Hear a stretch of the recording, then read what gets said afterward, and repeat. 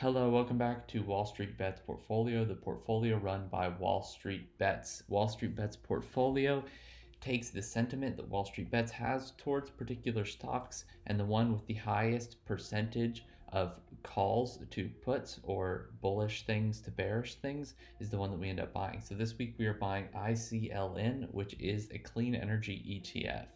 We are buying that because it has the highest score of 3.5 times the amount of bullish mentions as it does bearish mentions.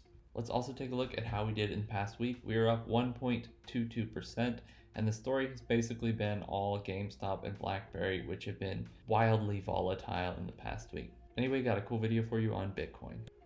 Hello, so today I wanted to talk about Bitcoin, cryptocurrency, anything on the blockchain.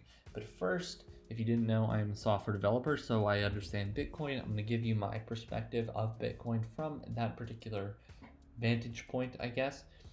And if you remember, we actually ended up buying Bitcoin a little bit ago, and we've done pretty well on it, up 9.14%, but not nearly as well as it has done in the past 3 months, past year, where it's up 300%, which is absolutely insane. So you heard me talk about the blockchain, and you heard me talk about Bitcoin and cryptocurrencies and all these other things. Well, first of all, I think it's important to say that Bitcoin is not the only cryptocurrency out there, it's just the leader. In fact, these are a bunch of other coins right here. We have Peercoin, Litecoin, most importantly, Dogecoin, Ethereum, Ripple, Omni, Next, Waves, and Counterparty. A bunch of other coins all have their own unique system, their own unique thing that they're specialized in, and that's why they have their own value. But we're going to be talking mostly about Bitcoin because Bitcoin is the main one. It's the big one. It's worth the most. So Bitcoin is built on top of the blockchain. So how does the blockchain work? Well, the blockchain is just essentially a bunch of people who are watching and taking note of every transaction that happens, and they add it to the blockchain. And they all verify with each other these transactions that are happening. They do this to prevent people from saying that somebody is paying them and that person not actually paying them. Everybody else would go, oh, well, no, that didn't happen.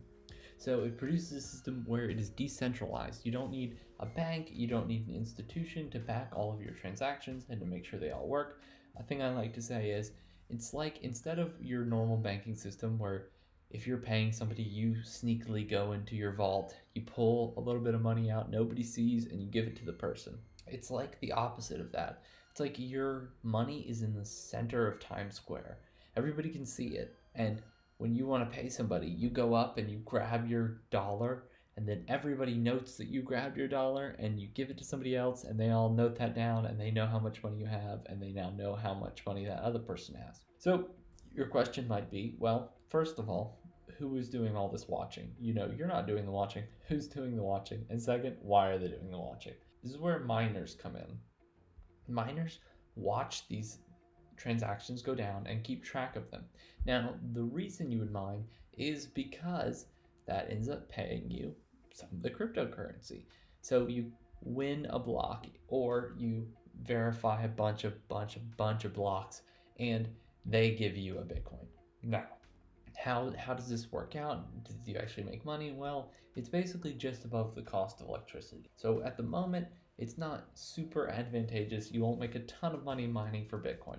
It used to be that you could make a lot of money mining for Bitcoin. Now you can't make nearly as much mining for Bitcoin because of electricity costs. Well, all of this is cool. All of this is awesome. It's a cool system, clever technology. But what do I think of this technology? Well, Bitcoin is certainly a fantastic technology. It's really clever, and it's a really awesome way to decentralize currency. But in essence, I think Bitcoin is just another gold or another silver. It's another thing that's going to have value anywhere it is, but at the same time doesn't have value to buy and sell goods.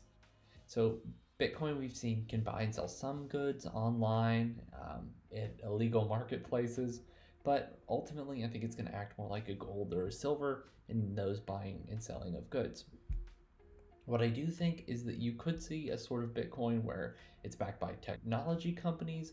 Facebook obviously came out with their own cryptocurrency, but maybe a payment system would make more sense to come out with one. Maybe PayPal comes out with their own crypto just to ensure the transactions are a little bit more secure.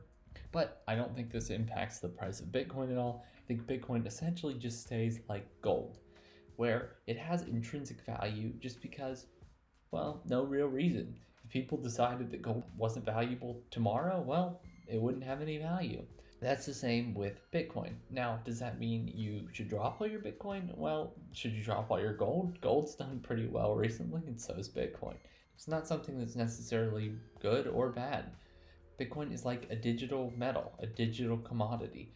And the commodity is not really all that useful for a whole lot, but it's something that people agree has value, and that's why it has value. So ultimately, what's my bull case and what's my bear case for Bitcoin?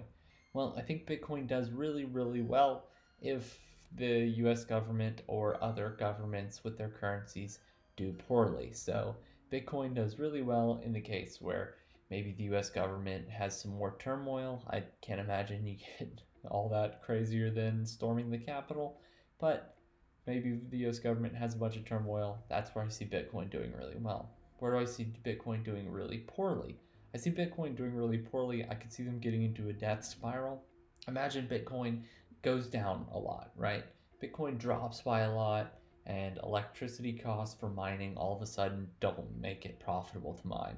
Well, then nobody mines. So, to get people to mine, you have to pay them more Bitcoin. But if you're paying more Bitcoin, then the Bitcoin value actually drops because the supply increases. And if the value drops, then you have to pay the miners more. And if you have to pay the miners more, then the value drops again. And the value keeps dropping, and eventually it would become a system where there really aren't any miners because, well, you can't release any more Bitcoin into the world because the value will go down and down and down. Now, the other way to control this, and the way that Bitcoin does, is they slowly lower the payout on a fixed rate. Now, what this is going to do is eventually it's going to make it so nobody is mining.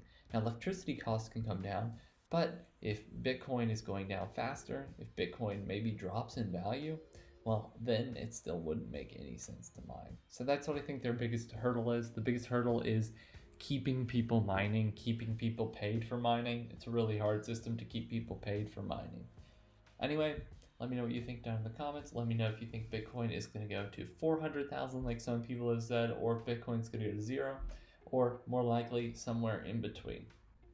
Thanks for watching Wall Street Bets Portfolio. Remember to check back in next week to see what stock we end up buying and how the portfolio performs, and most importantly, to hear about a cool topic. See you next week.